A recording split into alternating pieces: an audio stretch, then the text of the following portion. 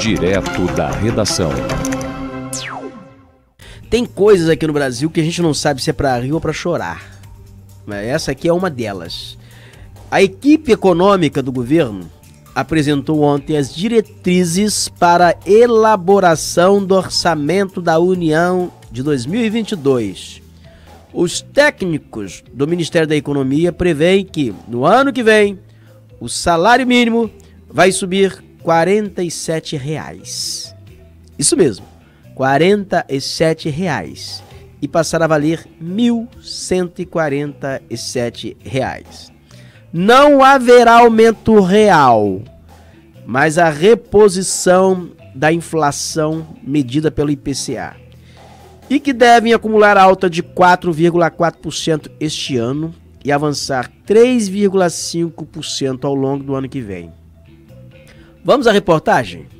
A equipe econômica apresentou nesta quinta-feira as diretrizes do governo federal para a elaboração do orçamento da União de 2022. Os técnicos do Ministério da Economia preveem que no ano que vem o salário mínimo vai subir R$ 47 e passar a valer R$ 1.147. Não haverá aumento real, mas a reposição da inflação medida pelo IPCA e que deve acumular alta de 4,4% este ano e avançar 3,5% ao longo do ano que vem. Já a taxa básica de juros, que está em 2,75% ao ano, também deve subir, encerrar este ano em 2,8% e o ano que vem em 4,7% ao ano. Além das medidas de controle e corte de gastos e a priorização dos investimentos em projetos que já estão em andamento, os técnicos querem definir regras mais claras para quando o governo precisar executar o orçamento antes da entrada em vigor.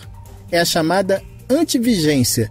Este ano, o Congresso Nacional atrasou em 3 meses a aprovação da Lei Orçamentária Anual, que só ocorreu no fim de março. O texto traz mais despesas que o previsto. O presidente Jair Bolsonaro tem até o dia 22 de abril para decidir se sanciona como está ou se veta trechos da lei.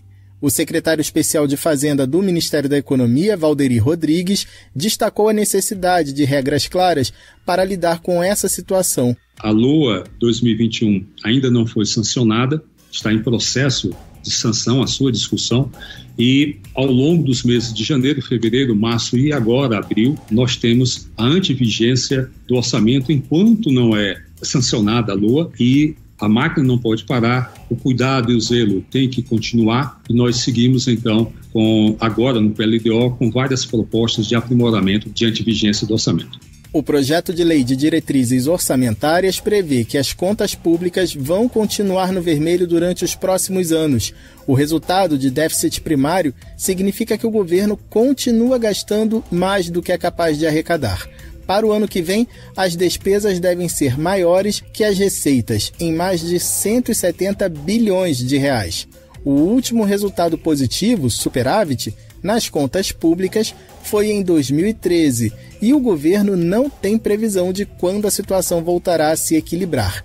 O secretário Valderi Rodrigues avalia que isso depende do fim da pandemia. Até lá, o governo precisa ampliar os esforços para cumprir leis como a de responsabilidade fiscal e o teto de gastos. O atendimento na íntegra à importantíssima regra do teto de gastos, uma regra defendida pela Secretaria Especial de Fazenda, pelo Ministério da Economia e entendida como imprescindível para que caminhemos para o equilíbrio fiscal tão logo tenhamos gastos com a Covid sendo reduzidos e, claro, legítimo e defensável os gastos com a Covid, são não recorrentes, são contidos naquele período da Covid e a nossa intenção é termos, sim, uma contenção de gastos. O Ministério da Economia espera uma retomada. A expectativa é que o PIB, que caiu 4,8% no ano passado, encerre 2021 em alta de 3,2%. O PIB é o Produto Interno Bruto e reúne todas as riquezas produzidas pelo país durante o ano. O projeto de lei de diretrizes orçamentárias será encaminhado ao Congresso Nacional, que deve votar o projeto até o fim do primeiro semestre. A partir dessas diretrizes, o governo elabora o projeto de lei orçamentária anual, que costuma ser enviado ao Congresso até o mês de agosto. Da Rádio Nacional em Brasília, Vitor Ribeiro. Eu quero, às vezes, assim, entender qual é a lógica, qual é assim, o raciocínio de uma equipe econômica ao fazer essa recomposição salarial, ao conceder, ao pensar o reajuste de salário para milhões de trabalhadores no Brasil.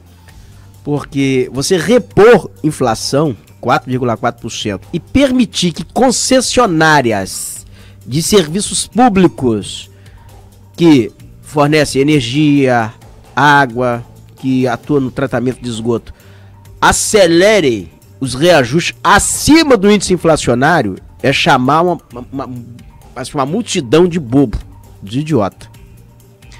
Porque você dá 4,4% de aumento para salário, mas a taxa de energia subiu o quê? Na base de 9, de 10. A taxa de água e esgoto, tem cidades aí que aumentou em 7,4%. Eu quero entender como é que é isso. O cara que vai comprar, que vai pagar pelo serviço de energia, o reajuste dele é menor, e quem vai vender para ele, vai lá e o reajuste é maior. Preço dos alimentos, eu duvido que haja algum preço de alimentos que estejam apenas reposicionando o índice inflacionário. Não está. Preço de mercadoria, assim, subiu aos montes. Eu estou aqui sentado, esperando até hoje, porque tem gravado aqui, o ministro da Economia, Paulo Guedes, falando em campanha eleitoral aí, durante a eleição, quando ele era citado como posto Ipiranga, que o dólar no Brasil, a cotação do dólar teria que voltar ao patamar de R$ 2,50, R$ 3. O dólar está a 5,72. Eu quero saber quando o dólar vai voltar. Quando o dólar vai voltar para esse patamar. Quando a moeda brasileira vai recuperar. Ela vai se recuperar nessa política cambial. Que até agora não vai. Todo mundo falava em reajuste de salário, pagamento de salário digno a trabalhador. Olha, a coisa mais barata que existe no mundo é sonhar. Porque sonhar não custa nada. O cara vai lá e está sonhando, fica imaginando. E campanha eleitoral é tempo assim de você sonhar muito, porque todo mundo lhe vende sonho. E você compra. E brasileiro compra sonho. Brasileiro é tarado. Brasileiro é tarado por sonhar. Portal View. O mundo na palma da mão. View.